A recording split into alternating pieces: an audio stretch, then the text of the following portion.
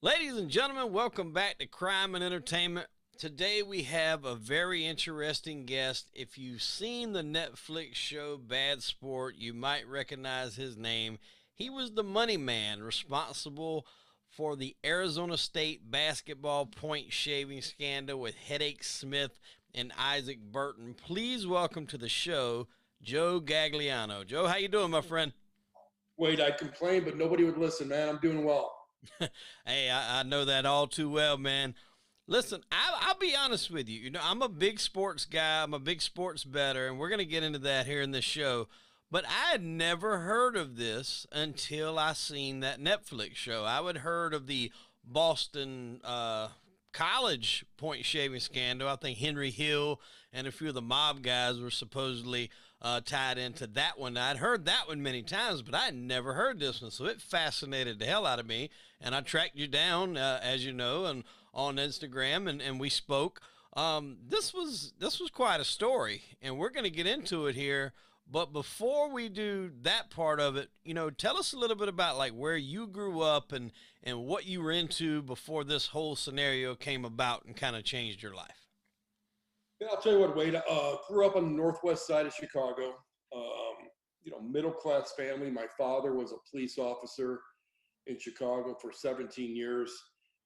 Left the police force when I was a sophomore in high school and decided to open up his own business, security service back in Chicago. And, it always had an entrepreneurial spirit in me. My grandfather, not educated. My father was not an educated man either, but they just worked hard. They had a lot of apartment buildings in downtown Chicago. My grandfather had restaurants. My father opened up his own business after leaving the police force after 17 years. So never really got down with school, never really liked school at all. Went to a Catholic high school and left college or left high school to go away to college at Eastern Illinois University.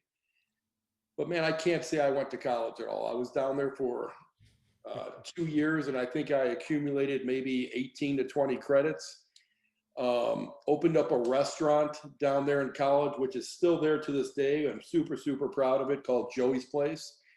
Wait, I opened up the exact same time in the exact same shopping center, two doors down from the original Jimmy John's.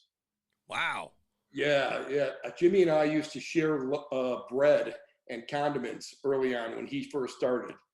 So, I always thought I'm out here in Arizona now, and about 7 or 8 years ago, I was flipping channels and I was watching NASCAR one day. I don't know why, but I was watching NASCAR, and I see a car running around the track with a JJ logo on it. And I'm saying, what the heck? That looks like Jimmy John's place, right?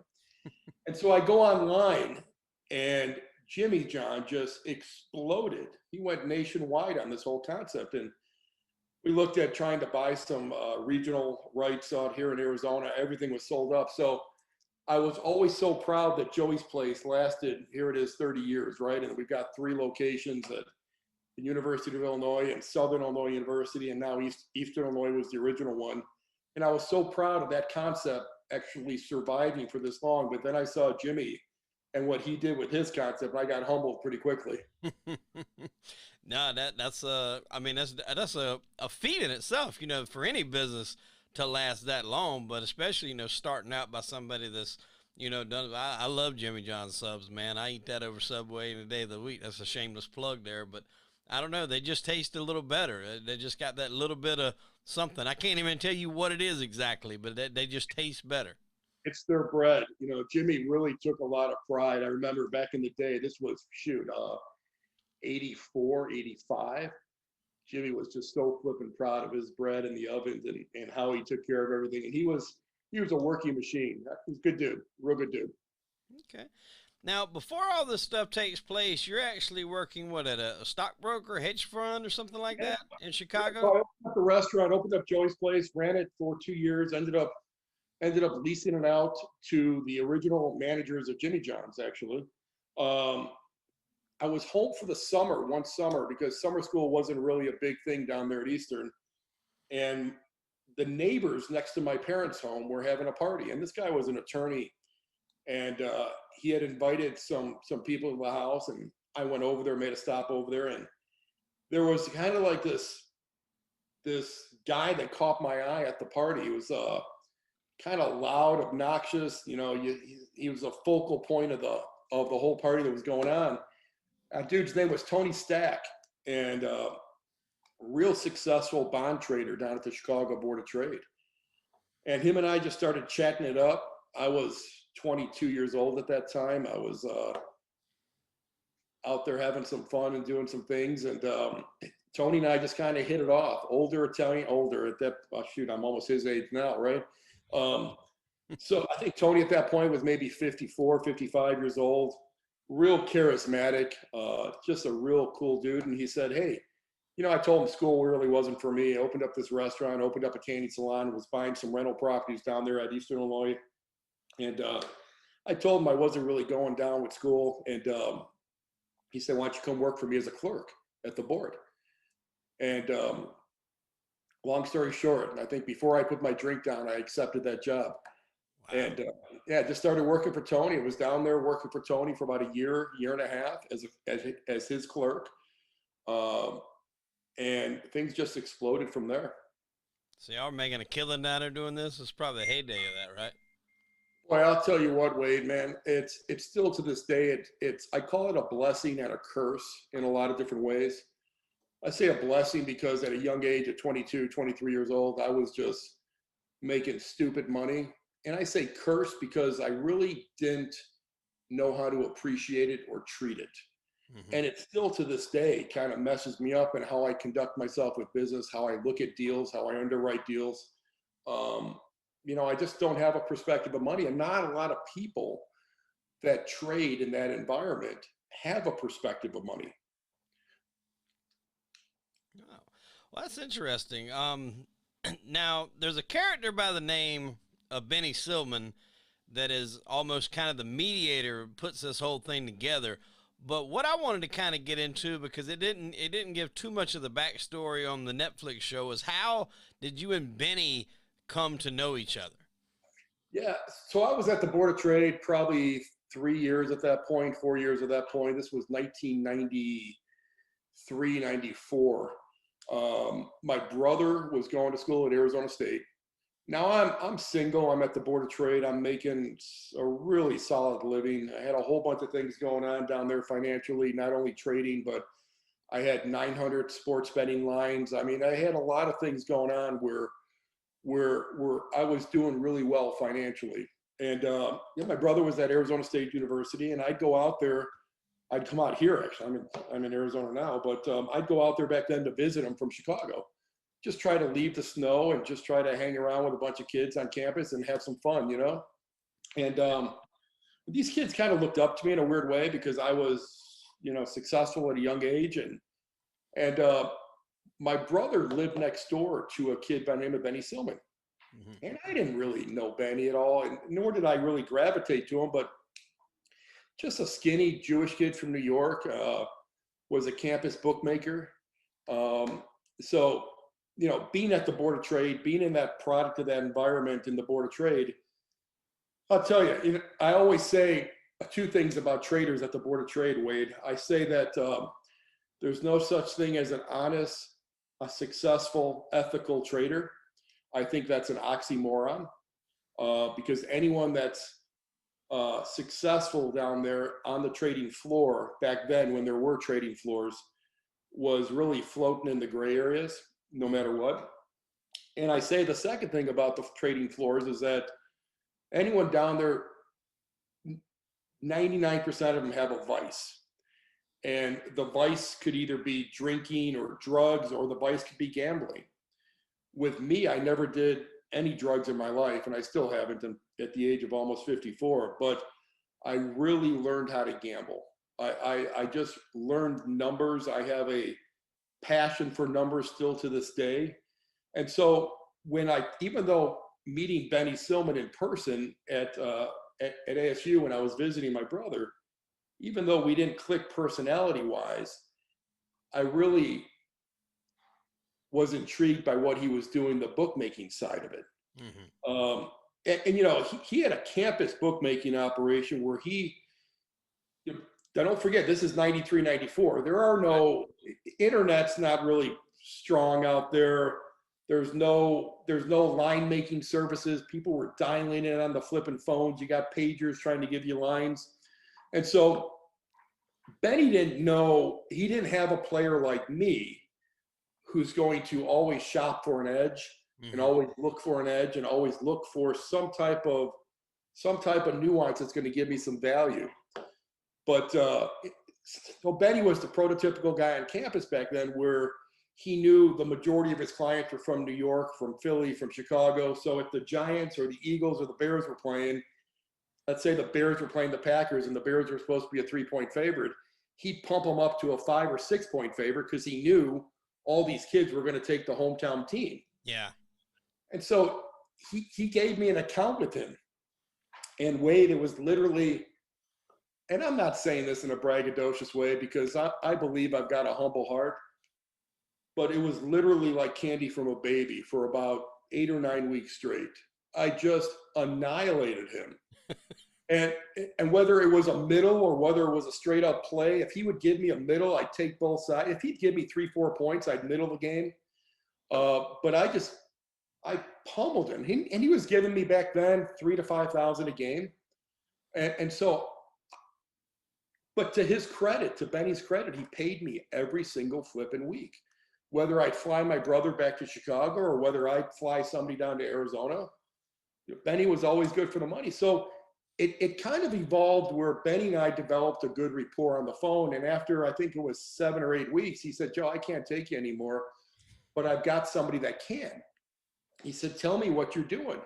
So finally, I just talked to him and I said, "Man, your lines are just jacked up. I'm doing nothing but abusing you with lines that are real back here in the Midwest to lines that you're putting out on campus."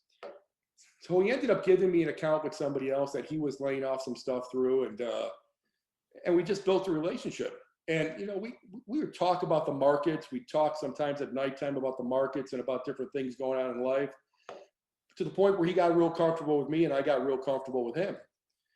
And I'll never forget one night, Wade, and here it is, almost 30 years later, I could still hear that sound in my voice, the sound of his voice in my head.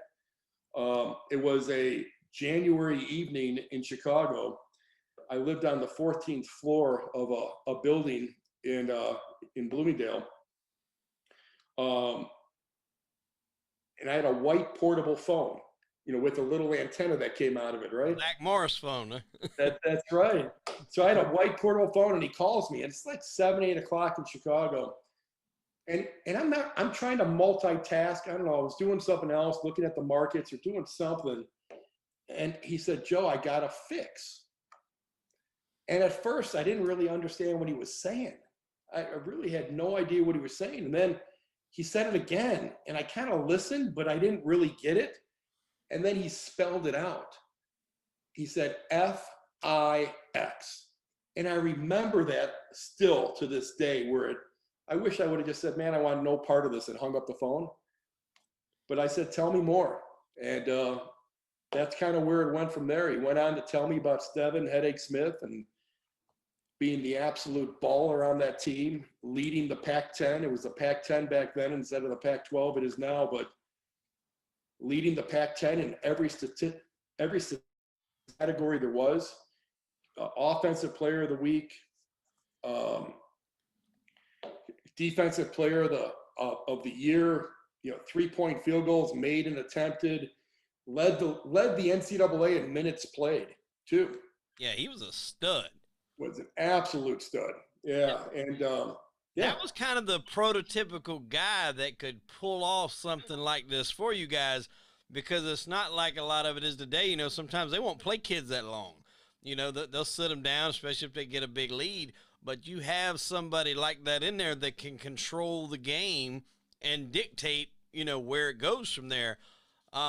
And still, it's still hard because you got other guys on the team. It's not like a UFC where it's just one guy, and you know. So it still has to have some help. But with him being that marquee player, that made it a lot easier. Now, some of our listeners may not be, you know, up to par on what we mean by middling games and spreads and things like that. So when you're typical betting on a basketball game, you're going to have a favorite, and then obviously opposite of that, you're going to have an underdog. Now the favorite obviously is going to, they're slated to win, but they'll give that, win a point margin, be it 5, 6, 10 points, whatever the case may be.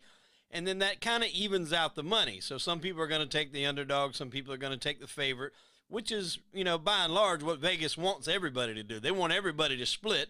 That way they get the 10% on the person that loses, because if you bet on the losing team, you have to pay 10% of whatever you bet as what they call the juice, if you've heard that term thrown around. So when you hear that phone call that you have a fix, I got to be honest with you, if it was me, I'd have probably done the same thing you did. You actually asked to speak. Well, before we get into that, Hedake is in this situation because he's into Benny for some money. Now, was he betting regular games? Was he betting on himself? What was he betting on, or do you know? I've since become really good friends with Stevin. Mm-hmm. Stevin and I probably talk on a weekly basis. We spent some time together. He was just at my oldest daughter's wedding here a few months ago, and we chat about this all the time. But he got sideways with Benny over. It started with Sega video games. The two of them would play video games. So my brother lived in one apartment, Silman lived in the next apartment, and then Hedake was in that same building on the same floor. And Hedake and Benny started playing Sega video games, and then it went to betting NBA games, and then it went to betting hockey. And before you know it, the kid was down $10,000-$12,000, right? Mm-hmm. So Benny concocted this whole story that Hedake did not owe Benny the money, that a organized crime family in Chicago owned Benny's bookmaking operation. And oh, by the way, Hedake, you don't really owe me, meaning Benny, you owe this organized crime family in Chicago this money, and they want it, and they want it now. So that was the story that Benny used to get this whole thing in motion with Hedake. And so when Benny told it to me, I wanted to talk to Stevin. And so Benny arranged a call, and I was certainly intrigued because I knew enough about the ASU team with Bill Frieder, and I looked at a bunch of stats, and Hedake was just played every minute of every game. He was dictated where the ball was going. The ball was in his hands before any basket was even made. And so, if you've got that dynamic and you can get them as a double-digit favorite at home, and the kid just did not want to lose, but he didn't care how many he won by, boy, that's an edge you have a hard time not taking advantage of, especially if you're 23 years old, especially if you're in an environment like the Board of Trade that oozes gray areas all the way through. I didn't have enough intestinal integrity to say no. And, I don't know too many people that would have at that age. I don't think I would know a soul that would say no. Because like you said, now to his credit, he said he wasn't going to lose. Is that correct? He said he would not lose a game for you guys, but he would make sure they wouldn't cover the spread, meaning if the spread was 10 points, then they would win by less than 10, but not lose the game. Yeah, that's exactly right. I remember still that first phone call with Stevin. And, I could tell he was nervous he didn't know who he was talking to. He was, he thought you were the Chicago mob boss? He was under the impression, you Google the name Gagliano, you could come up with some crazy things. Yeah, I would think so. Yeah, that's not far-fetched. Yeah, so he didn't know who the heck he was talking to. And I remember him specifically saying, we worked out the details. I told him I'd give him $50,000 a game, and I'd erase his gambling debt. And I said, I need 2 games. He said, that's all I'm going to give you because I got to start playing for the NBA scouts. So I said, I'll get back to him. I said, I'd get back to Benny in a couple of days. I wanted to look at the schedule. And they had how the Pac-10 or Pac-12 now does Thursday and Saturday games. They'll bring Oregon and Oregon State in. They'll bring UCLA and USC in, and then they'll flip flop between here, ASU, and U of A. They'll kind of do those schedules. And so they had a Thursday, Saturday game here in town with Oregon State and Oregon. And you just knew on paper ASU was going to be a double-digit favorite. But the holy grail to this thing, Wade, was that it was Super Bowl Sunday. And the Buffalo Bills were playing the Dallas Cowboys. And so you had, not only were we under the radar when I went out there with my money, because, you know, I had 12 or 15 bookmaker accounts on the East Coast and the Midwest, Louisiana, and I was able to lay off a couple $100,000. It was decent, but you know, you really didn't want to get yourself sideways with too many of those people. Right. Either. So you were doing all your damage back then out in Vegas. Mm-hmm. And back then, the Vegas sports books were not all communicating with each other. There were a lot of guys, you know, solo guys out there with just, you know, bookmaking shops in the middle of nowhere, in the middle of a strip, that weren't owned by corporate America like they are now. It was completely different. People think they know Vegas and know betting the way they go down today. It was polar opposite back then in 93 and 94. Mm-hmm. It was literally the Wild West. So it was brought out there by a lot of guys from Chicago. We've had a few episodes on our show about that. Yeah, definitely. So, you know, I went out there just finding these first two games on that Thursday and Saturday, knowing that that Super Bowl game was on Sunday. I flew out there on Thursday during the day from Chicago. I had a duffel bag of $500,000 to lay off. Now the trick was not to lay off anything more than 10,000 at a time. Because if you laid off more than 10,000 at a time in any sports book, now you're filling out currency transaction reports. Mm-hmm. And those currency transaction reports are going to the IRS, and you're triggering a whole bunch of red flags that you don't really want to go down that path with. Right. So, you know, laying off $500,000 in Vegas, the major casinos would take $9,900 at a time. A lot of the smaller casinos will only take $3,000 to $5,000 bets. So I used, you know, 33 different sports books to lay that money off the first time, because you don't want to lay off $9,900 and go back in line, because you're going to get red flagged. You're going to get filled out a report, or that line's going to move. If you start moving that line, you see what we did very systematically the first two games is we bet the money in smaller increments spread out all around town. So at the end of the day, when that game went off, it only moved 1.5 points. Yeah. So between everything we did with the bookmakers back in Chicago and New York and Louisiana, and everything we did out in Vegas with the 30 plus books out there, we only moved a line and a half, which was an impressive feat. Mm-hmm. But the reason why we were able to do that, Wade, still, I know this, is because there was so much money out there for a Super Bowl weekend. Yeah, the focus probably wasn't on that particular game. Yeah, and it just kept us under the radar.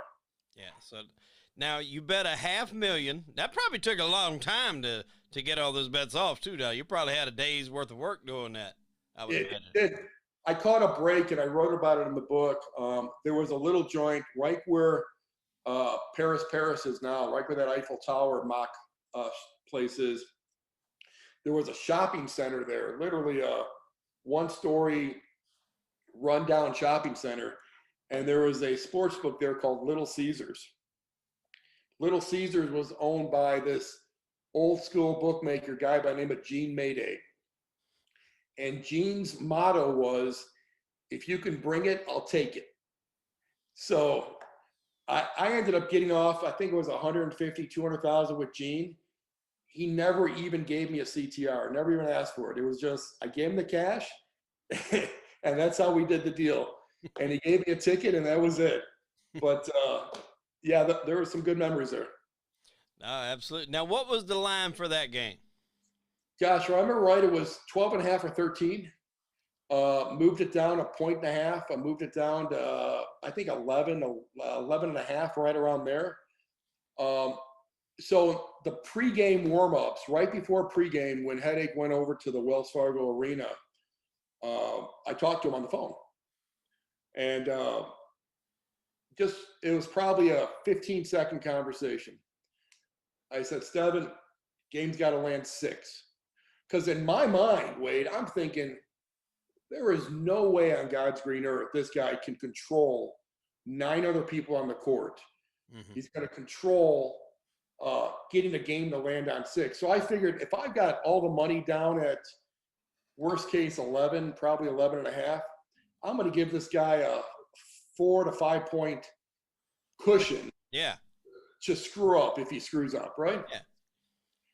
And short 10, 15-second conversation, I said 6. 6 is the number. That's where it's got to land. He said, Joe, I hear you.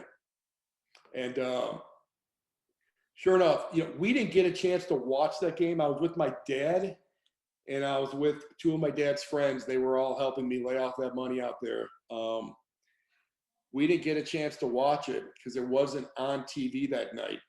Oh, I was about to say, how the hell do you not watch that game? But I guess if it ain't on TV, I guess you can't. Yeah, we sat in the Bally Sportsbook and literally waiting for the ticker to go across every 5 or 7 minutes, right?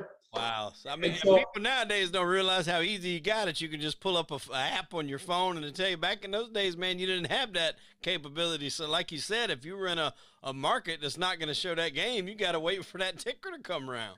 That's exactly right. And I'll tell you what, the first half and probably the first 5 minutes of the second half, Wade, I was convinced I had a loser. I mean, ASU went up by 18 points at one point, and they were, I mean, every update I got, it kept going higher and higher as the margin.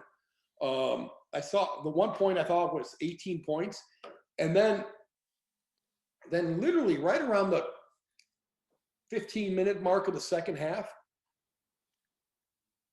you can see the flow of the ticker start to shrink in the numbers.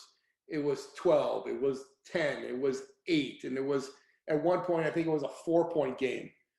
And it landed 6. It was the most flippin' crazy thing I experienced. And then to find out that Stevin had 38 or 39 points that night too. So he was just in an absolute zone. I think it was 38 points, actually. It was his career high. So think about that for a second. Most people think that point shaving is all about an offensive performance. It has nothing to do with an offensive performance whatsoever. This kid wanted to win, and he knew he could not win by more than 6. And his team needed him to score 38 points. But the point shaving was done by, he had such skills on the defensive side of the court, where at that point, I forget the guard for Oregon State that night, but it was a kid that ended up playing in the NBA, and he's got skills. I can't think of the name, but it'll come to me. But all he had to do was back up an extra foot on a jump shot, or give this guy a little bit of space to take the lane, miss a free throw down the stretch, throw away a pass to one of his teammates and make it look like it was an accident. The little subtle nuances like that are how these games are controlled. And that's exactly what he did. Wow. So you clear what, $500,000 off that? Yeah, I ended up cashing because I took some of those monies, because this is where I'm a freak with numbers. So you know how parlays pay 2.6? Absolutely.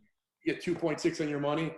So if you got one side you know is going to be a lock, then the other side is just a straight bet. Right? So you might as well get 1.3 on your money and not even pay juice. Yeah, no, correct. And then if the other side can push, you take the other side without half numbers.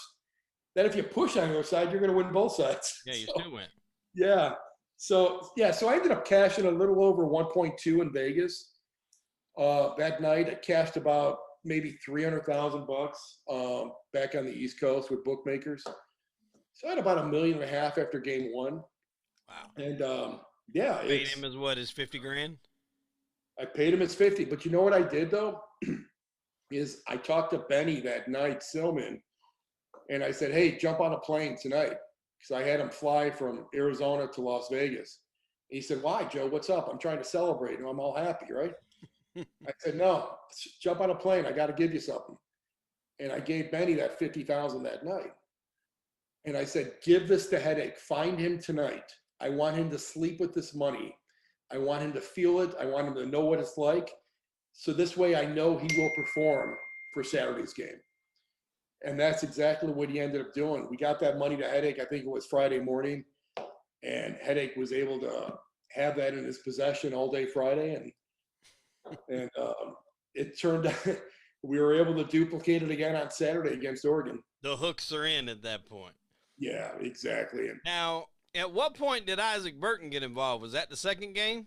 no, Isaac was involved in game one. You know, he was involved in game one. Okay. Yeah, we kind of jumped over that a little bit because, you know, there was a lot of rumor and speculation that the center, Mario Bennett, was involved. And that certainly wasn't the case because Mario and Hedake were both Texas kids out of Dallas, and they had a good friendship. But, you know, Hedake and I did talk about that, about bringing in Burton because now you've got both guards. Right. Nobody's going to get the ball. And you've got, I think at that point I calculated it out, Wade. It was like 47, 48% of the offense that you're controlling at that point. And you're controlling who's going to get the rest of the offense as well. So it was, the odds were really stacked in our favor. It just, and Isaac, I don't know if you saw, obviously you saw it, but I don't know how many people saw the Netflix documentary. Isaac, just a cool dude, just a good dude. And he was just so excited. I think Hedake broke him off like $3,000. Wow. And to him back then, and he talks about it in the Netflix documentary, how he was truly a starving college student, that ASU was paying him a stipend of $150 a month. And there were nights in the dorm that he would literally go knock on people's doors to try to find food. Yeah. And so when Hedake approached him with this thing and you put $3,000 in this kid's hand, that's never seen anywhere near that kind of money before, breaking his butt playing basketball 7 days a week. And by the way, his team doesn't have to lose. It's kind of hard for these kids to say no. So game two, you know, you're sitting on a little over $1 million. Is it kind of just business as usual? You already had it locked in. You know, you felt comfortable about it. At what did you say to yourself? How much were you going to put down to trust this was going to happen again without a hitch? Dude, I'm all in. That's just my mentality. That's my trading mentality. That's the way I conduct myself in business. I don't believe in dipping my toe in the water and hedging my bets. If I'm in, I'm in. So I had about $1.5 million at the end of game one. I made sure I got Hedake that 50 grand on that Friday after game one. I made sure he slept with that money and went shopping, took his girl out, did whatever he needed to do. So he knew my money was real. This way, when I talked to him Saturday before that game on Saturday, and I told him the number had to land on 6 again. Once again, the betting line was 12.5, 13, right around there. I figured there's no way again in God's green earth this guy's going to get this thing to land on 6. Let me give him a 4 or 5 point cushion. So I tell him it has to land on 6 again, about 2 hours before tip off. And sure enough, man, he didn't have the offensive performance that he had in game one. I think he ended up scoring 21 or 22 points in game two, but it landed on 6. It landed on 6. So now I'm, 3.4, $3.5 million out there on a Saturday night. Went out Saturday night and cashed all those tickets, had a big duffel bag full of cash, walking around to 30 different hotels and casinos to go pick up all these dollars and had a great night with my dad. My dad passed away about 4 years ago and was absolutely my hero in life. And my dad literally did not even know what we were doing. And I say that not to protect my dad in any way, shape, or form, or although I always will. He literally had no clue. He knew I was at the Board of Trade. He knew I was making a lot of money. I never told him I had the players in my pocket. And so it was just a good memory for my dad and I going around to cashing tickets.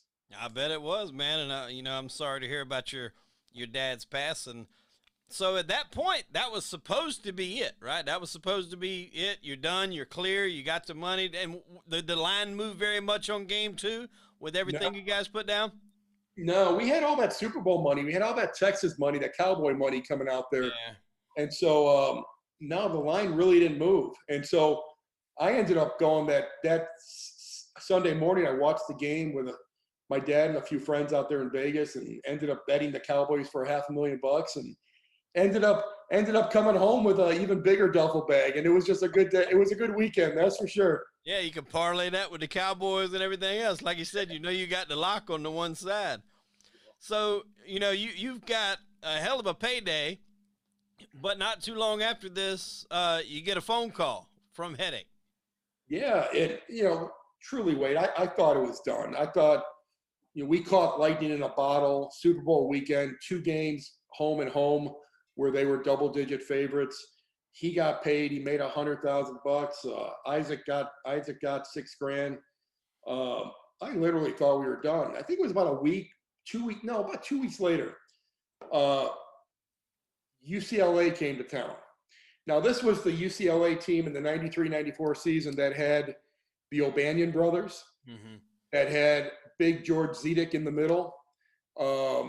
They were, I think, ranked 3rd in the nation at that point. And ASU was on the cusp of making it to the tournament, too. They were a bubble team at that point. And so Hedake calls me up one night. Now, I didn't even know this dude had my number. How he got my number, he had to be pretty resourceful. But I'm at home one night. It was a Wednesday night, actually. I'm at home on a Wednesday night, and my phone rings, and he said, "Joe, it's Hedake." I said, "Hey, wow, what's up?" He said, "Well, I'm a senior, and we've never beaten UCLA since I've been here, and we're playing them tomorrow night." I said, "Okay." He said, "I want to bet on myself." I said, "Do you have the money to cover it if you lose?" And he said to me, quote, "I'm not going to lose." He said, "How much do you want?" He said, "I want to win 20 grand. So I looked on the line real quick, and I saw the line was 4. So I said, "All right, Stevin, you got ASU plus 4 tomorrow night for 22 grand. Good luck." And I hung up the phone. That was the end of it. So Thursday morning comes. I call up Tony Stack at work, and I tell him I'm not coming in. So I said, I was more intrigued. Now I'm sitting on almost $5 million in the bank, right? I'm 23 years old, living in downtown Chicago, making crazy, stupid money trading. I said, I'm going to take the day off work. I'm going to fly to Arizona. But first, I'm going to stop at the bank. So I go to the bank. I pull out, I think I pulled out $4 million, right? And I put it in a duffel bag. And I put the little strap over my shoulder.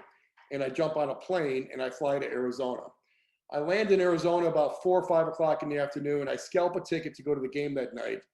I sit in the stands by myself, about 5-6 rows off the floor.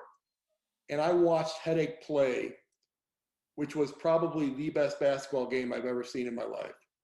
ASU versus UCLA, literally weighed back and forth the whole game. ASU's up by 2, UCLA is up by 2, back and forth the whole game. This kid just played his heart out. So it was a tie game with about a minute left. UCLA scored to go up by 2. ASU went down, they missed. UCLA got the ball back. UCLA went up by 4. About 10, 12 seconds left. ASU misses the shot. UCLA gets the rebound, and they foul George Zedek with, I think at that point, maybe 3 seconds left, 3.5 seconds left. Now, UCLA is up by 4, right on the number, with 3 seconds left. George Zedek's at the free throw line, makes the first free throw. Now they're up by 5 with 3 seconds left. Now picture this for a second, and I'll try to illustrate it. As Big George Zedek is shooting the second free throw, the coaches start walking to center court to shake hands. The players on the court are doing congratulatory handshakes. Because now he makes the second free throw, they're up by 6 with 3 seconds to go. There's not a 6-point field goal in the books that I know of, right? No, 4 at best. Yeah. So what happens is I hear Hedake yell to his player, "Give me the effing ball." I don't know who he yelled to, but I heard him yell, "Give me the effing ball." And I see Hedake. Now the players are all walking off the court. And if you watch the Netflix documentary, you could see this. The players are shaking hands. The benches are walking to each other to shake hands. Hedake yells, "Give me the effing ball." Gets the ball, does a sprint dribble all the way up the court, plants himself behind the line, shoots it, rims out.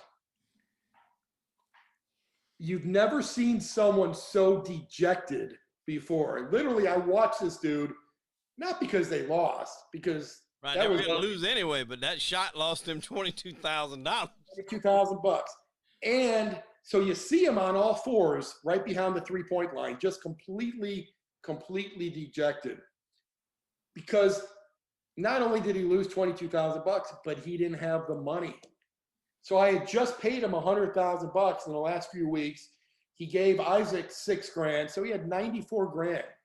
Went out and bought a car, went out and bought a diamond necklace, went out and bought clothes, shoes, all the stuff, and blew it. And him and I still laugh about it to this day. We were still laughing about it in March when I saw him last. But he didn't have it. So I flew out there knowing from the rumors from my brother that Hedake was spending money like a drunken sailor. And so in my warped mind at 23 years old, I said, okay, I'm going to let this guy bet $22,000. If he wins it, hey, I'm going to be a cheerleader for him, because at least I'm going to watch the game and I'm going to watch somebody play with passion and watch a good game. If he loses it, I'm pretty sure he doesn't have the money. And how am I going to let him out of it? I'm going to have the USC game on Saturday. And that's what I'm going to have my hooks in him for the USC game on Saturday. And that's exactly what happened. So now, while he's spending all this money, though, that starts to attract a little bit of attention of how, you know, he's able to get all this money. And I think that's the downfall of a lot of these stories, not necessarily like yours, but, you know, be it people in the drug game or wherever. When you get that money, it's a lot of discipline, much like a strategic gambler, to sit and wait. You know, your average gambler bets on a couple games a day, or, you know, like you said, their favorite teams, whether they think they're going to win or lose or not. But when you have those strategic players that'll sit, they'll wait weeks, sometimes months, until they get that game, and then they pile on. It's hard for people to sit on that kind of money. And when he's spending all of it, it's attracting some eyes. So it's attracting eyes. And, you know, he had a new ride out there. He bought a Typhoon, and he decked it out with rims and did all the stereo stuff in there. And those things still go for like $28,000, $29,000, $30,000 right now. And the rumor around campus at that point was he got hooked up with an agent, and because he was projected first round. Mm-hmm. I mean, the dude was an absolute basketball stud.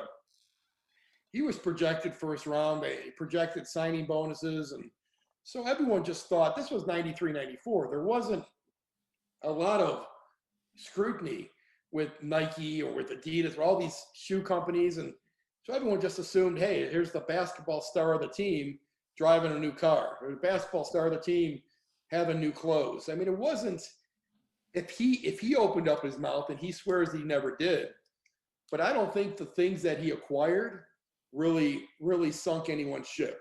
Yeah. So who makes the phone call here about game number 3? Did he tell you, Joe, I don't have it? You know, we're going to have to do it again, or how did that work? I flew to Vegas that night right after the game from Arizona. Well, one thing I wanted before we get into that, what'd you do with that $4 million? It's over my shoulder in a duffel bag. You just had it for the hell of it? I had it because I knew I didn't want to fly back to Chicago. I knew that Arizona and Vegas is only a 50-minute flight from each other. Okay. I said, okay, if this guy's going to lose and he's going to be into me for game, I'm a Saturday's game against USC. Okay, I got you. There's no need for me to fly back to Chicago and then back out there again. I'm just going to go right from Arizona right to Vegas. Okay, I was wondering because I was like, well, why the hell did he take that? Okay, I got you now. That makes perfect sense. You're already prepping for him to lose. I'm way ahead of the game. Yeah, so that was the scenario. I mean, if he won the bet, then I just would have dropped the money off with Benny, and I would have flew back to Chicago, and that would have been the end of it.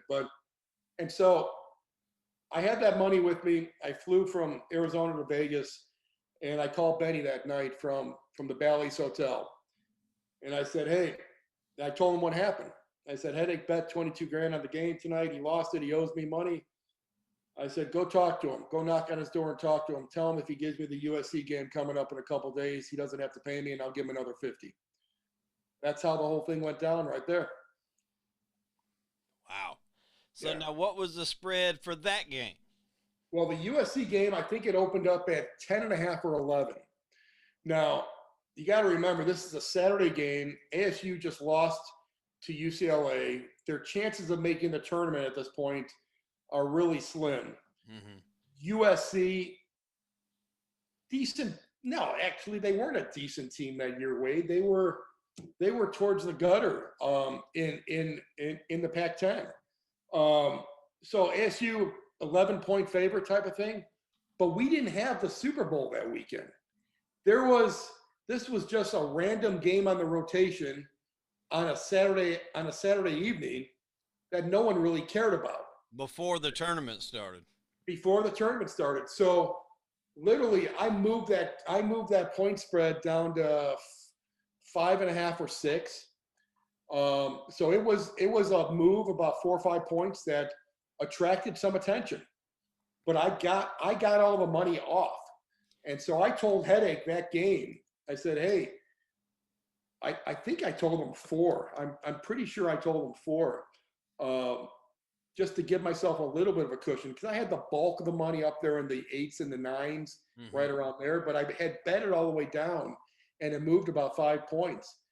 And I ended up watching that game in a hotel room at Bally's. And looking back on it now, Wade, I don't even think the game needed to be fixed. ASU was just as flat can be. I don't know if it was just the dejection of getting beat down from UCLA 3 days earlier, mm-hmm. or if they just came out flat and they were just trying to throw in the towel type of thing. But USC dictated that whole game from start to finish. USC ended up winning the game. I don't know how much they won by, but they just blew them out. Now, how much money did you put on that one? I had $4 million in Vegas, and I had probably another $250 to $350 with the books. Wow. So you're up, you're close to 10 million at this point, huh? Altogether, probably somewhere knocking on the door. I'm doing good at that point. You're doing good. Now, At this point, are you pretty much with that big of a line movement? Now, for people that, like we said, that don't understand the gist of this, but for the more money that gets put on the line, that line moves to try to get bettors to go the opposite way. As we said, Vegas ideally wants it to be 50-50. But when you start moving that line, especially on a game that's not what you would call a marquee game, then that's going to attract some eyeballs, which you noticed. Was at your point, were you done with it at that point? Was it kind of like, hey, we got away with it? The Super Bowl kind of covered a lot of what we done, because you got guys after that, even, the guys that won, they're blowing money that they won. The guys that lost, they're spending it trying to win it back. But now that's over with. Were you done at that point? Yeah, I didn't think there was any chance at all of ever doing another game at that point. It was difficult to lay off the money for the USC game. I can tell you that. I knew a lot of the sportsbook writers. I knew a lot of the sportsbook managers, and Benny, or maybe Hedake denies it still to this day. But Benny, I was chasing a lot of money with college kids running around in Las Vegas like they knew the final score, emptying shoeboxes of $20 bills, and so I was chasing. It wasn't the methodical way that we were laying off the money for game 1 and game 2, systematically doing it. No more than $9,900 a hotel, no more than $3,000 to $5,000 to smaller places. at this point, we were chasing people that drove from Tempe, Arizona to Vegas, college kids with ASU shirts on, friends of Benny, friends of Hedake. I don't know who they were friends with, but the word got out on campus that something was going down. And so it was challenging to lay off that money for that third game. I can tell you that much. Wow. So how did this fourth game come about? Fourth game came about literally about 2 weeks later. I'm at home. I get a call from Benny, and he says to me, "Joe, I'm in trouble." I said, "Okay, what's up?" Now at this point, I know you got to understand, Benny's no longer a friend at this point, and he really wasn't a friend to begin with. It was just someone I built a rapport with.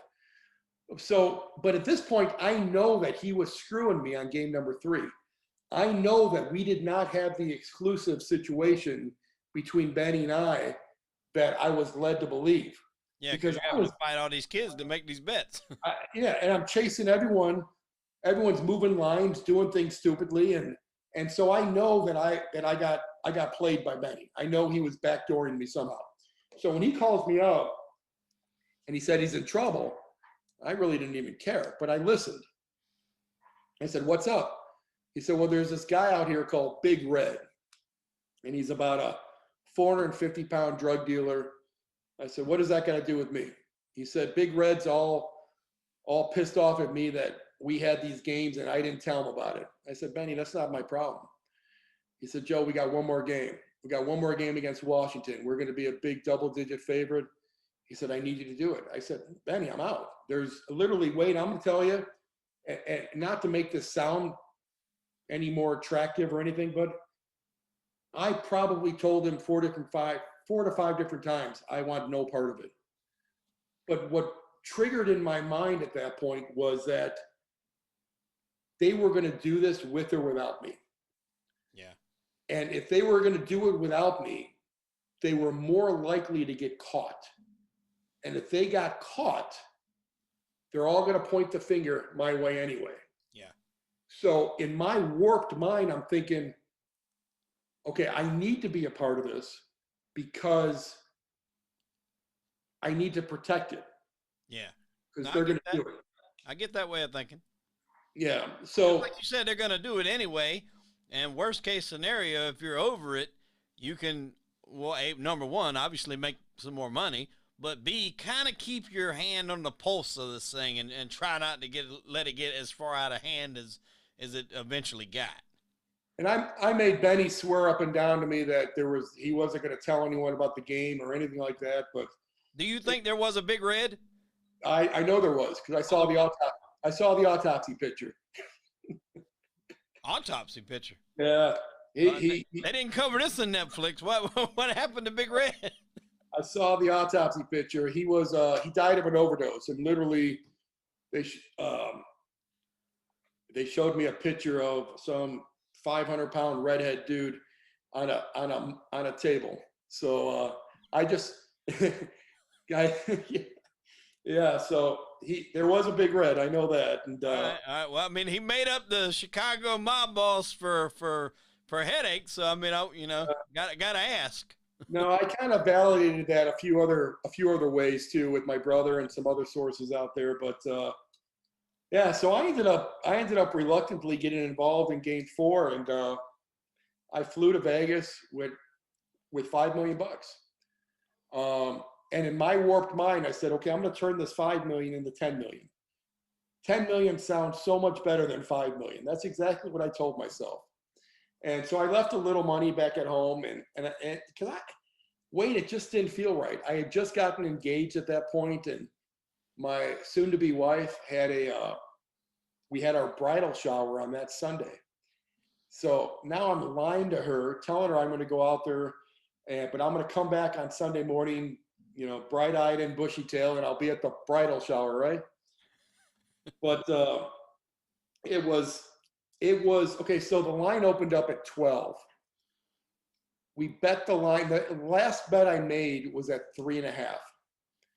It was a 9-point movement that day. Still to this day, the largest point spread movement on a game without injuries to report, without any news to report. The line moved 44 times, which was unheard of. So, and I ended up getting off about $3.5 million. I couldn't even bet the rest of it. So I'll tell you an interesting little story there. So it was exhausting betting that $3.5 million. I went to all my usual suspects, and when I told the teller what I wanted, they called the manager over, and the manager said, "Get the heck out of my casino. We don't need your money here." So $3.5 million, I was like begging them to take the money, first of all. Yeah. And I bet that $3.5 million, the majority of it was done right around 7.5 to 8 points, right around there, 7 to 8 points. I had a little bit of it done at about 4 to 5, right around there, but not much, because I didn't like this play whatsoever. So about 2 hours before the game, I'm like mentally and physically exhausted. I said, I'm going to go up to the hotel room. I'm done with this shit. Somebody let the cat out of the bag. This doesn't feel right at all. So I go up to the room, and about a half hour before the game, I get this premonition. I said, hey, Arizona's only a 3.5 point favorite. I got the bulk of my money at 8. I'm going to try to middle this game. So literally, I sprint down the hallway at Bally's. It's still like a Kodak moment in my mind. I'm sprinting down the hallway in Bally's. I go to the safe deposit box. I had about $1.5 million in cash. I run to the sports book at Bally's. It's about 20 minutes before game time. And I said, give me $1.5 million on ASU. -3.5. It was -3.5. And the guy comes back to me and says, hey, we'll give you $750. I didn't care about the CTRs. I didn't care about anything. I'm just looking to hedge my bet, right? Yeah. And the CTRs were not really a big thing for me anyway, because I had good income. Right. I was at the board of trade. I wasn't hiding any money. I had good income, right? So the guy said, I'll give you $750,000 at 3.5. I'll give you the other $750 at 4.5. I said, done. I'll take it. So I think that they're writing the ticket. The sportsbook manager comes over, this guy by the name of Lenny Del Genio, and said, get your effing money out of here. We don't want your business. You're the reason this is happening. I said, man, I don't know what you're talking about. I'm a young 23-year-old kid. I'm in shape. I'm a gym rat, and I've got a real short fuse.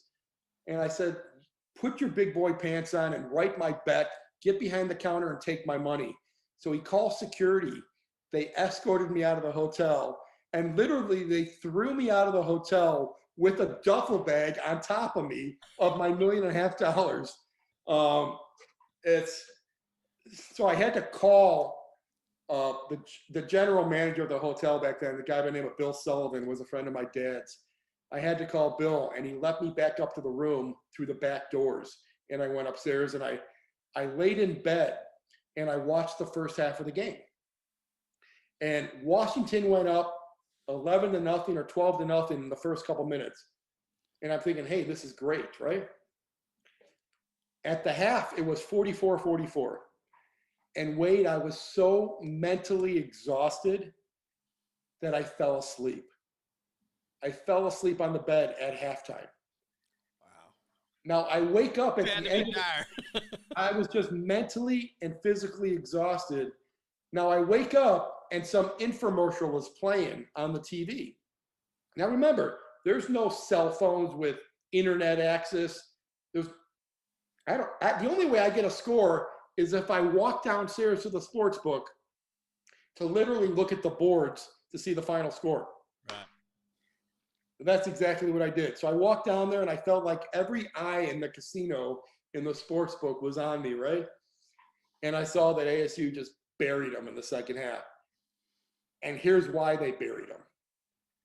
The Gaming Commission and the FBI, someone from the Gaming Commission at the hotels, when the line moved 44 different line movements and a 9-point line movement for the game.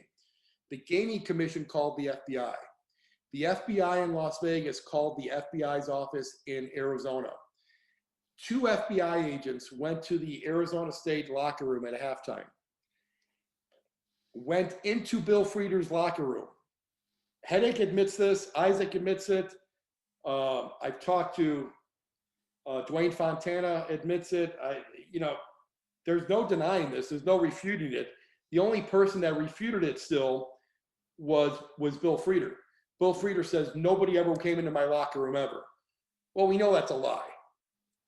So what happens is two FBI agents walk into the Wells Fargo Arena at halftime and gives the ASU team kind of a speech that goes like this. We don't know what you boys have been up to the last few games, but we highly recommend you play up to your abilities in the second half. Wow. And so that's what ASU did in the second half. They beat them. They blew them out by, I think, 18 or 20 in the second half. And every bet I made lost, and every bet that anyone made on Washington lost. Wow. So now at this point, obviously that was the end of the regular season, right? I don't know if it was the last game or it was real close to the last game. I think they went on one road trip out to the West Coast, so I'm not exactly sure. So at this point, you're definitely done. You know, the heat's on. They're kicking you out of casinos, for God's sakes. I mean, you got to know they got trips, FBI guys making trips to the locker room. You got to be just saying, all right, I'm going to take what I've got. Because even losing that 3 whatever, you're still up big. Yeah, I had a few bucks left over, and it was good. But and I'll tell you what, Wade, I truly think we beat it. I don't think – and still to this day, and some of your listeners might laugh at this comment, but I don't think we would have got caught. If my brother's roommate was this kid by the name of Pete Nassus. Pete's father was a surgeon back in Chicago. Pete came from a pretty well-to-do family. And I enjoy telling this story, just so you know. I enjoy it because I want to rub mud in this guy's face whenever I flippin' can, because he's the reason this story broke. So Pete, they used to call him Make a Buck Pete. Pete used to have this little hustle. Even though his family was wealthy and his father was a surgeon, Pete had this little hustle with bartenders on ASU's campus. When somebody was in a bar putting up a credit card for a tab, the bartender would give Pete the credit card, and Pete was going shopping at Best Buy, buying computers with stolen credit cards. And then he would sell those credit cards to people on campus for 50 cents on the dollar. Well, Pete Nassus gets arrested in front of a Best Buy in Tempe, Arizona, selling. This is 2 years later. This was 97, maybe 96. Wow. I mean, there was rumblings and there was rumors and there was speculation that the ASU games were fixed, but nothing ever came out of it. Yeah, no proof. Nothing ever came out of it. 2.5 years later, I get a knock on my door from an FBI agent. Why? Because Pete Nassus got arrested for doing something I had no knowledge of whatsoever. I find out all this stuff after the fact. For buying computer electronics with stolen credit cards, and there is no way his surgeon father is going to let his son become a convicted felon. So what do? They play Monty Hall, let's make a deal. Hey, I know about this ASU thing you guys were looking at over here, and I can give you all the details. So coincidentally, right when that happened, Benny Silman's roommate was this kid by the name of Barry Soskin. Another kid that I would not even know if he was standing in a bar next to me. I would not even know. Barry supposedly gets busted on the way up to some school with 100 pounds of weed in the back of his car. So what does he do? He plays Monty Hall, let's make a deal. Now, coincidentally, both Pete Nassus and Barry Soskin do not have a felony conviction, and there's no arrest on their records whatsoever. But both of them played witness and government witness to open up the doors for what happened with ASU. Wow. That's how the ASU case broke in 97, and we got indicted the fourth quarter of 97. That's how everything happened. Wow. So that's why I say I truly believe that we would have got away with this. No, I think so too. Yeah, if it wasn't for people that I didn't really even know that knew about some of the details that got in trouble several years later. So what were they charging you with? Conspiracy to commit sports bribery. Wow. So none of the casinos wanted to participate in charges. There was no restitution, thank God, with any casinos. They charged me with 72 counts of conspiracy to commit sports bribery. And the reason why it was 72 counts, Wade, is because every bet that they proved I made was another count. Mm-hmm. So literally, they could have charged me with 2,000 counts at that point. It was just piling on at that point. Yeah. But why they stopped it at 72, they did. So I pled guilty to conspiracy to commit sports bribery. Now, did you even think about taking that to trial? Did you have a conversation with Hedake and some of the other guys, or you just kind of knew that was probably going to be the best deal? Well, I knew enough back then to know that the government's got a 98% conviction rate. Oh yeah, yeah. And so thinking that I can just talk my way out of it, thinking that, hey, I'm at the Board of Trade, I'm making a lot of money, I like to gamble, I went to Vegas, I bet on these games because there was line movements. I had this whole story concocted in my mind of how I could get my attorneys to tell the U.S. attorneys that, hey, Gagliano is just a gambler. He's at the Board of Trade. He loves to gamble. Hey, go look at his income tax returns. He did nothing wrong. That was the story I was going to stick with, right? Until they showed us all their discovery. Until they show us the calls from the airplane records, back in the day when you put your credit card on an airplane, me calling Benny Silman 4 times from the airplane from Chicago to Arizona, then Arizona to Las Vegas, the safety deposit box records, the pictures, all the camera pictures all over town. And, they had my room service bills. They had my credit card bills. Plus they had Hedake. They went to Hedake and they went to Isaac. And believe me, I don't even blame those guys at all. They wouldn't have done what they wouldn't have done if it wasn't for me. Right. So I take full ownership of it. But then when you figure you had Pete Nassis, who got himself out of trouble, you had Barry Soskin, who got himself out of trouble, you have all these records linking me to Benny Silman. You got Hedake Smith saying, hey, I talked to this dude Joe in Chicago that Benny introduced me. There was no way I'm going to go to trial and beat this thing. And if I tried to go to trial and lost, I'm looking mandatory minimums of 10 years. Ooh, I don't. So not ready to right decision. Yeah, it just wasn't worth it. So you got what, 15 months? 15 months, yeah. Now, and what, Hedake got a year? Hedake got a year and a day. And, they did him a favor on that because anything over a year, you only do, I think, 80% in the federal time. So he ended up doing 10 months. Isaac Burton ended up getting 90 days of house arrest or halfway house. So I'll tell you one more funny story. Are you okay on time? Oh, no, I'm good, man. I'm okay. Loving this. So as long as you're good, I'm good. I'll tell you another funny story. So I'm in prison, and I went to Nellis Air Force Base in Las Vegas, right? They put me there, which is kind of ironic because out of my prison cell, I could see all the twinkling lights in Vegas, right? That's like torture on top of torture. That's exactly right. So I'm in prison about 4 or 5 months, and Isaac Burton is playing basketball in the CBL, which is one of the D League teams for the NBA, right? And he's playing for the Las Vegas Silver Bullets. Okay? Now, this is irony at its best, right? So every day I get the newspaper inside prison because I ordered it. Every day I get a newspaper, and there's like a 5x7 ad for the Las Vegas Silver Bullets with Isaac dribbling a ball, Las Vegas Bullets, Silver Bullets Player of the Week, Player of the Month, all these accolades, right? And so about 4 months into my sentence, maybe 5 months into my sentence,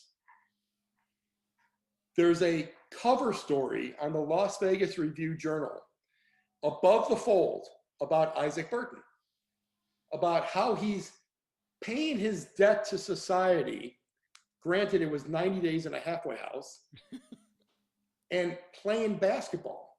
So, and he had the audacity to make comments quoted inside the article that, hey, if I had a chance to do it all over again, I would. The money was too hard to pass up. And here was his sentence. On days that the team had to practice, he had to be back at the halfway house by 8 o'clock at night. On days that the team had a game, he didn't have to go back home. He didn't have to go to the halfway house. And so I'm reading this article on a Sunday paper above the fold, and I start getting flippin' pissed, right? I start getting pissed. So I typed a 4-page letter to Judge Robert C. Broomfield, the judge that sentenced all of us, right? Now, at that point, we were allowed $120 a month in commissary. And at that point, we used coins for the phones and coins for the copy machines.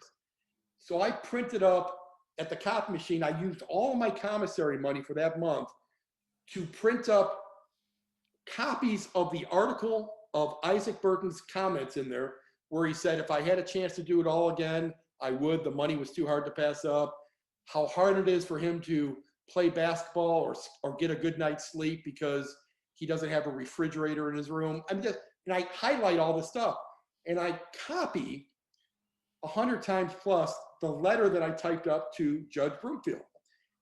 And I mailed him, much like Shawshank Redemption, I mailed Judge Broomfield to his chamber a copy of my letter and the articles for Isaac Burton every single day for 2 months. So 2 months later, now I'm in month number 7, right? I'm in month number 7 of my sentence. I get up over the PA system in prison. It says, Gagliano, come to R&D. R&D is, receiving and discharge in the prison world, right? And so I go to R&D, I walk into this room, the warden's there, my case manager's there, 3 of the security hacks or the guards are there, and a speakerphone is on the desk. And I recognize the voice on the speaker. It's my attorney. And on the other end of the phone is the U.S. attorney that prosecuted me. And they say, I hear my attorney say, Joe, how you doing? I said, yeah, I'm good. What's up? He said, and then the U.S. attorney chimes in and says, listen, Mr. Gagliano, you are not allowed to send letters to a federal judge's chamber from a federal penitentiary. Do I make myself clear? And I said, yeah, but, and I started telling him my reason, right? He said, I don't want to effing hear it. I don't want to hear it. Do not send any more letters to Judge Broomfield's chamber. Do I make myself clear? I said, okay, I got you. Literally, Wade, I left that day. May God strike me dead. I mailed the same letter 2 times a day for a month. Back to the judge? Back to the judge. I was mailing 2 letters a day for the next month. Now I'm about 7.5 months into my sentence, right? Because in my mind, I'm thinking, because I have no knowledge about the judicial system, right? I'm thinking, what's the worst that's going to happen, right? They take away my good time. I don't care. I want this judge to know that I've got a wife and 2 kids at home. I've got businesses. I pay taxes. I got all these things that I'm not able to be there for my family. But yet this kid who committed the crime, this was my thinking back then at the age of 26 years old. This kid who committed the crime is bitching and moaning because he doesn't have a bed to sleep in with a refrigerator, but yet he's able to earn a living to play basketball. And he's not even remorseful about it. He's throwing mud right in the judge's face saying he would do it again. So in my mind, I just wanted the judge to know this, right? So I mailed the same letter twice for the next month. Fast forward about a month and a half, over the intercom, it says, Gagliano, come to R&D. So I go down there, same crowd in the room, the warden, the case manager, the hacks, and the phone. My attorney says, Joe, we got a problem. I said, okay. He said, and then the U.S. attorney said, Gagliano, didn't we tell you not to mail any more letters? I said, yeah, you did, but I wanted to.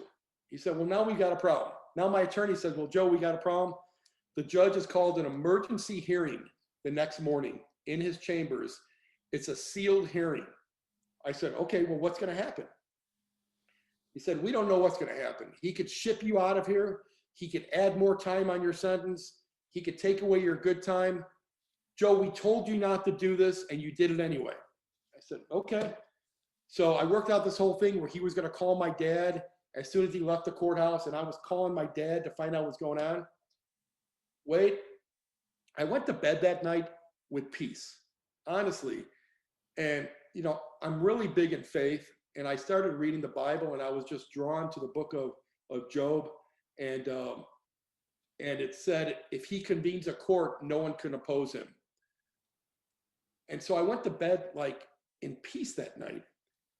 And I got up the next day, I started calling my dad. There's no answer, no answer, no answer. Finally, my dad answers, and I hear it in my voice. I hear it in my dad's voice. He said, Joey, you're not going to believe this. I said, what happened, Dad? He said, they released you. I'm coming to pick you up. I'll be there in an hour. The court's judge's chambers faxed the prison that day, ordered my immediate release after 8.5 months. Wow. Yeah. That so crazy? That worked. That worked. It was just what I believed was doing the right thing. What I believed. And not that I wanted to throw any shade at Isaac in any way, shape, or form, but we all got punished, man. We all paid a price. Did Benny go down for that too? Benny went down too, right? So Benny got 46 months, but a lot of people think that the 46 months was due to sports bribery. It wasn't. 32 or 35 of that was due to drugs, which I didn't even know there was any drug play going on. I'm oblivious to drugs, right? No idea that part of the world even existed for him.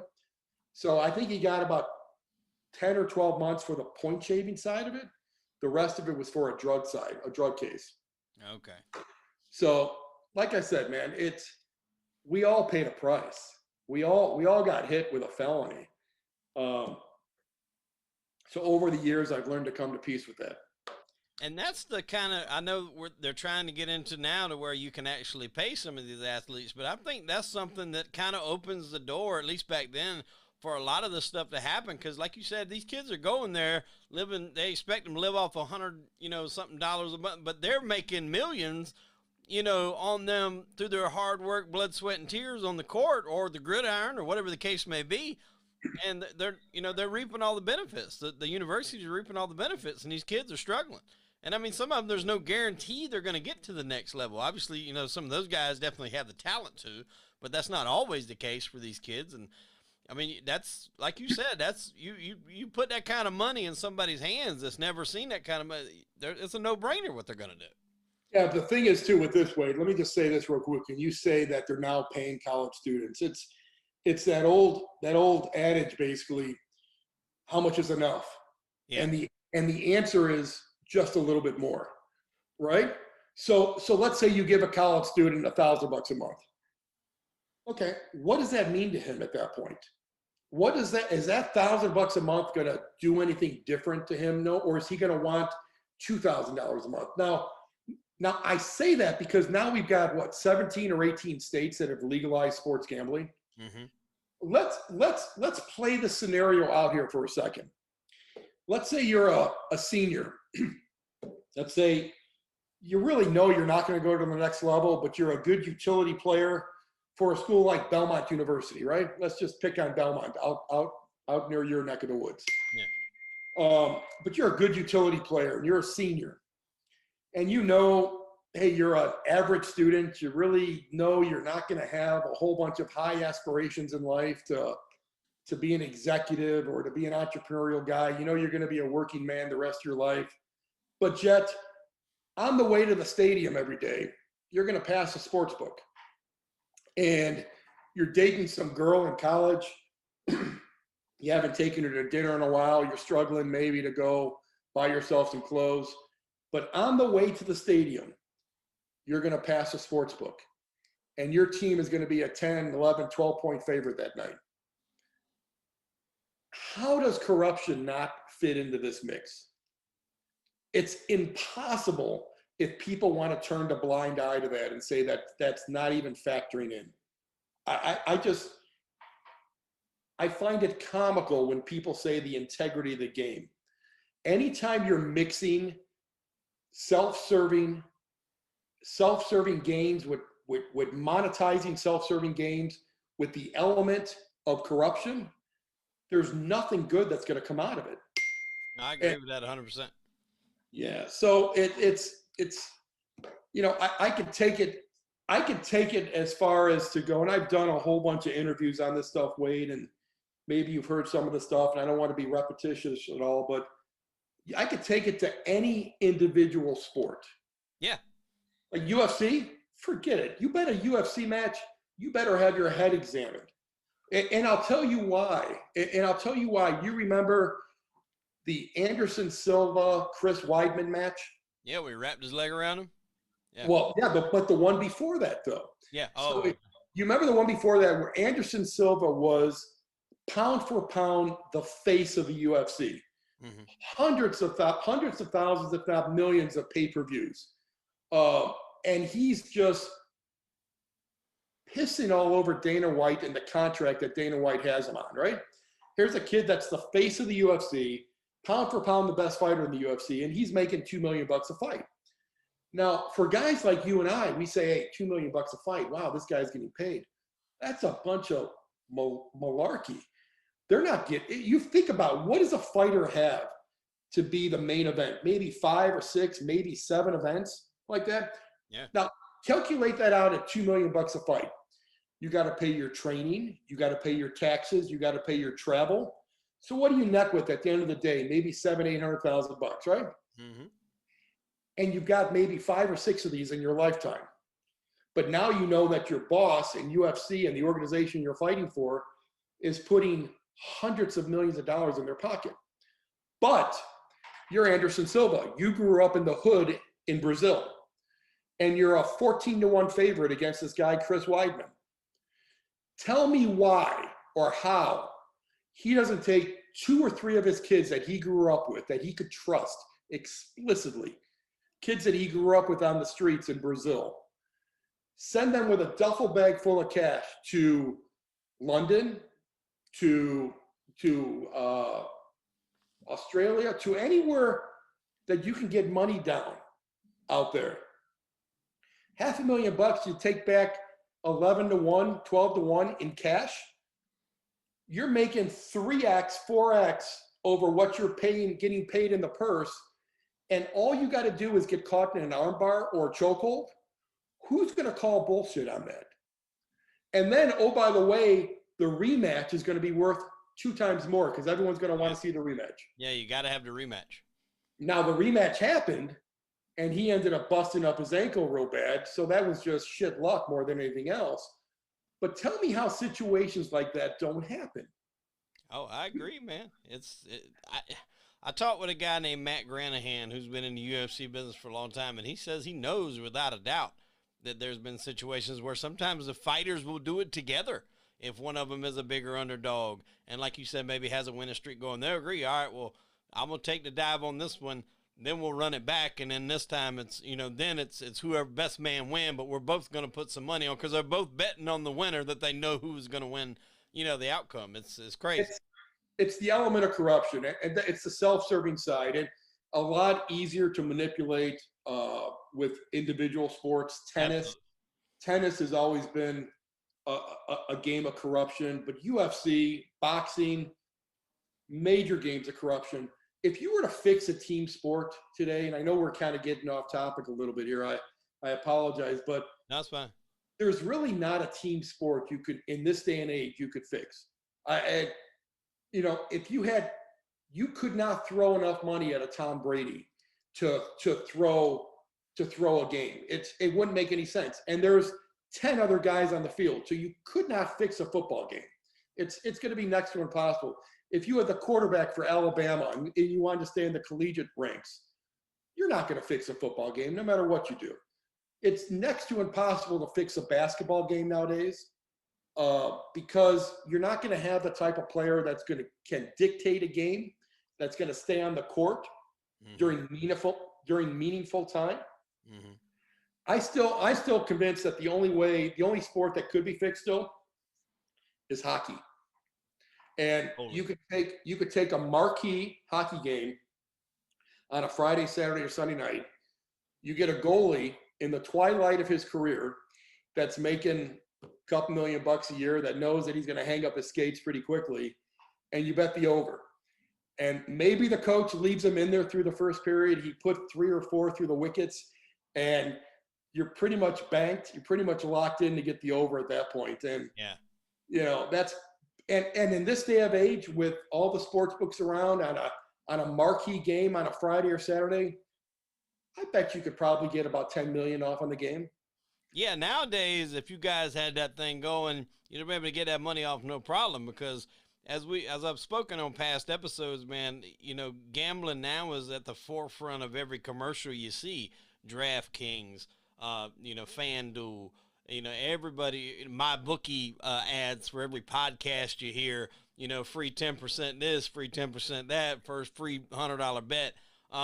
Everybody now seems to be gambling. You got housewives gambling on things, and it would be a much easier to get those things off. But no, I absolutely agree. That would probably be one that you could bank the over, because like you said, on a quarterback, even, on a college game, even if you go to the college, you got a quarterback that throws 2 or 3 interceptions, what's the coach going to do? They're going to yank him. They're going to put him on the sideline. Yeah. But, let me touch on something you just said here for a second. You talk about the hypocrisy of the game and about the hypocrisy of the leagues. Run that self-serving scenario through your mind here for a second, similar to what we were talking about with individual sports and corruption. You remember 4 or 5 years ago, the NFL, the NBA, they were anti-gambling, and publicly that was their stance. Mm-hmm. Publicly, that was their position. They want to protect the integrity of their sport, right? Privately, they're in their boardrooms embracing it, trying to lobby every member on Congress possible, every state senator, to get these things approved. Why? Because you talk about, let's take the NBA, for example. If I'm on DraftKings or FanDuel and I could pick and choose individual players to make my matchup and make my team, and I'm at home on the couch on a Wednesday night and I'm watching the Sacramento Kings, and there's nothing on TV, and I'm going to watch the Sacramento Kings against some other garbage team that's out there right now, right? And I'm going to kill time because my wife and kids are out, nobody's home, and I'm going to watch a game. And I can pick and choose 3 different players on that team, and I can monetize it somehow. What does that do? It puts more eyeballs on their game. Mm-hmm. So you look at these owners, you look at these leagues, the NBA and the NFL especially. They were a bunch of hypocrites for years. Publicly, they were saying, we need to protect the integrity of our game. Privately, they were trying to do everything they flippin' could to get these legislations and these laws changed so they could legalize gambling to put more eyeballs on their game. So I always got a kick out of how those nuances work. And it's when you boil anything down with money, it's a very self-serving world. No, absolutely. And I know, anybody that does these types of things, that gambles on games, you have these scenarios that happen that'll make you wonder sometimes exactly how deep does this shit go. Because I remember I had money on a game. It was the year Tom Brady won the Super Bowl, his first year with the Bucs, and they were a 7.5 point favorite, so they had to win by more than a touchdown. They're cruising through the game, usually 2 scores ahead. Well, at the end of the game, they score. They're up. Whatever it was, if they went to the extra point, this was at the end of the game now. If they kick the extra point, which they should do, they're up 8. They go for 2. No reason to do that. No logical, coachable. You can't tell me a reason why you go for 2. It wasn't a busted play. It was a design go for 2, and they didn't get it. So the line, it was 6.5 or whatever it was. You wound up losing by half a point. But I'm just like, those are things that make you scratch your head. Why the hell would you make that call when there's no logical reason to do that other than gamblers are going to say the spread? Anyone that could try to have an argument or a conversation with you, Wade, that's going to tell you that any player on a court or on a field doesn't know what the line is, please introduce them to me. We have some investments we could probably show them down the road. Some swampland in Florida or Georgia, because that person's clueless. Yeah. Every player on the court or on the field, they're all aware of what these lines makers are not. They're sharp. Don't get me wrong. They're incredible what they do.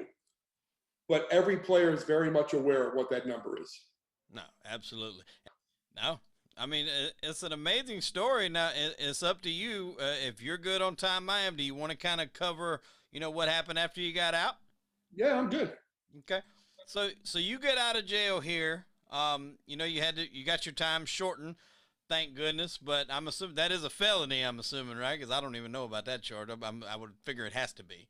Yeah. Um, so what are you doing? What's your plan here? Because obviously you probably couldn't go back to your old job. What is your direction here? No, they took my license away to trade, so I wasn't able to trade anymore. And what I ended up doing is I started opening up full service car washes.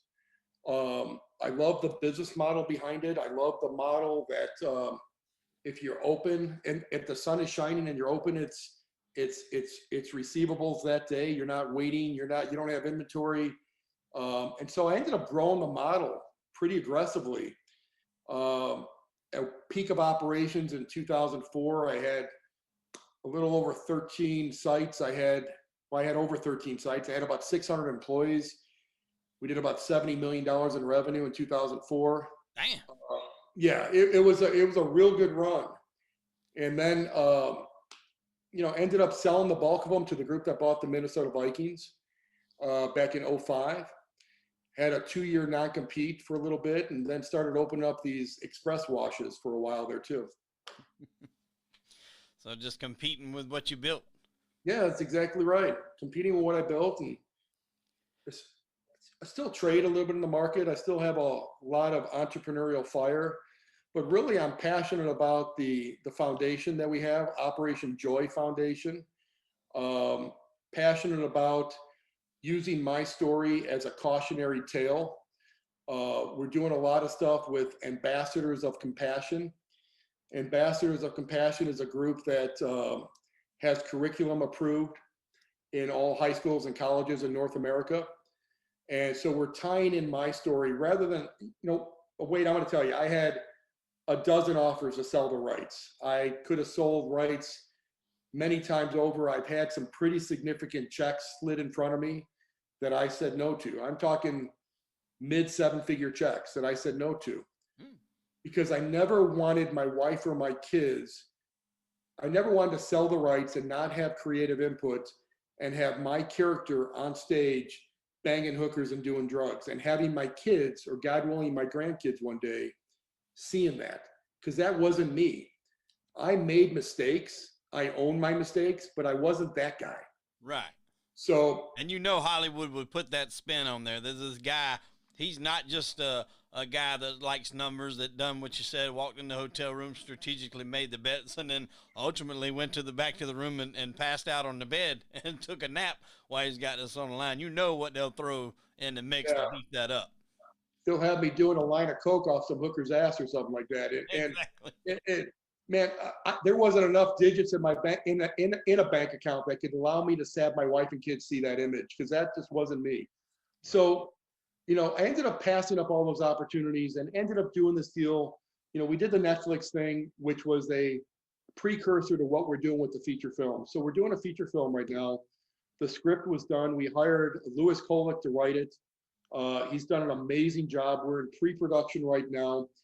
But what I'm really proud of, Wade, is that we did a partnership with Ambassadors of Compassion, and we have a 1 million student initiative for 2023 to roll out the film and the curriculum to over 1 million kids in 2023. We have corporate sponsors behind us. We've got the who's who of corporate America behind us in this project. And we're framing it as a cautionary tale of what not to do. Well, I frame myself as the dumbest smart guy you'll ever meet, type of thing, where I had every opportunity in the world. I have a great family. I had every opportunity for education. I have blessings where I could use my mind to incubate companies and grow companies and have an entrepreneurial spirit. But yet I compromised my integrity. And because I compromised my integrity, no matter what I've done since then, I could have a cure for cancer tomorrow. I'm being facetious, of course, but I could have a cure for cancer tomorrow, and the title will say ASU Point Shaver cures cancer. Yeah, that's gonna follow you everywhere. Everywhere. So what I've decided to do is just own it. Mm-hmm. Own it and use it for good.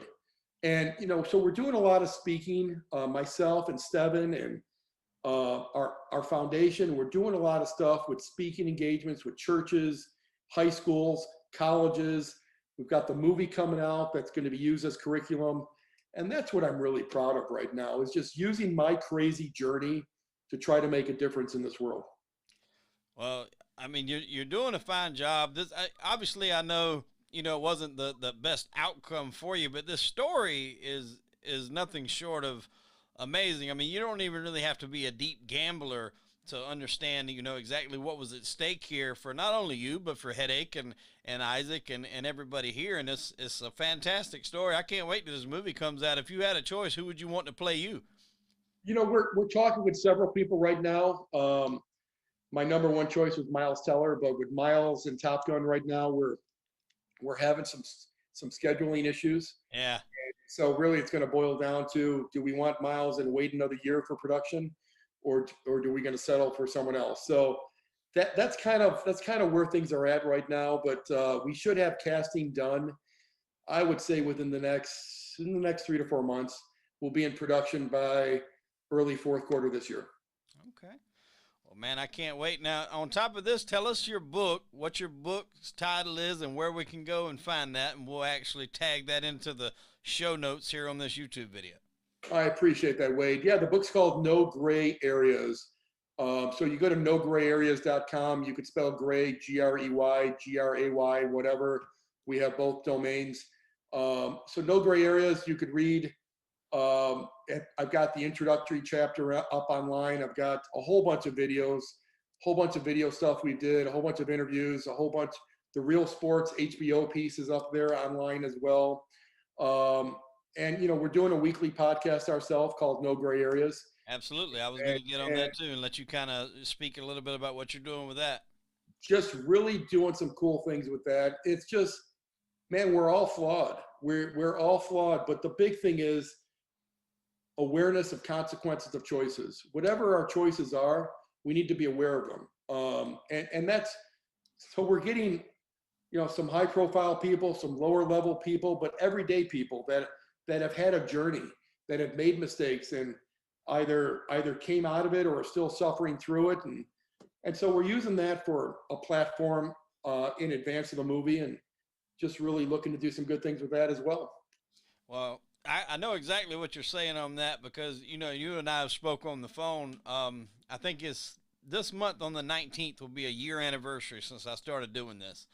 And some of the people that I've been able to speak with and they tell me the journey of their lives, what they went through, whether they were in the mob or whether they were, drug smugglers or whether, they were drug addicts. I mean, all types of different stories. We've had guys that were movie stars that got hooked on drugs that wound up going to prison and doing long prison sentences.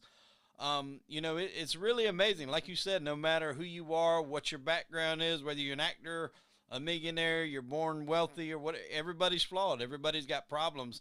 And, it gives, I think, your audience a chance to realize, hey, a lot of people think, God, I wish I had all that money. Well, people with all that money have problems too, man. I mean, like you said, everybody has these issues. More of them, actually. Yeah. I think Jay-Z said it correctly. More money, more problems, right? Yeah, well, I think it's Biggie, but yeah, exactly. Okay, more money, more problems. Yeah, that's it. You can't. That's probably the truest statement ever made. Because with that, when I first got out of school, I was a welder, and I was at a job. I was making like 16, 17 bucks an hour. It wasn't very much. And then my next job was, a company called Nucor Steel that was one of the better, steel companies in the world, and went to, making six figures.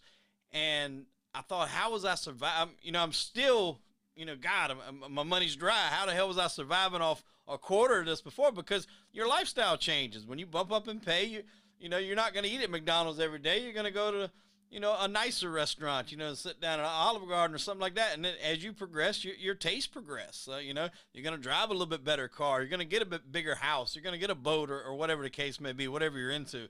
So it definitely, man, the more money you make, the more problems you get. A lot of those problems come in the form of IRS tax statements and all sorts of things. No, you're spot on, man. You're spot on. And you know, it's interesting that how I look at my life now versus how I look at it back then, especially after the ASU thing. I wanted to prove, I was so focused when I grew that business and I grew the car wash chain, the Chamois Man car washes. It was performing for an audience of everyone.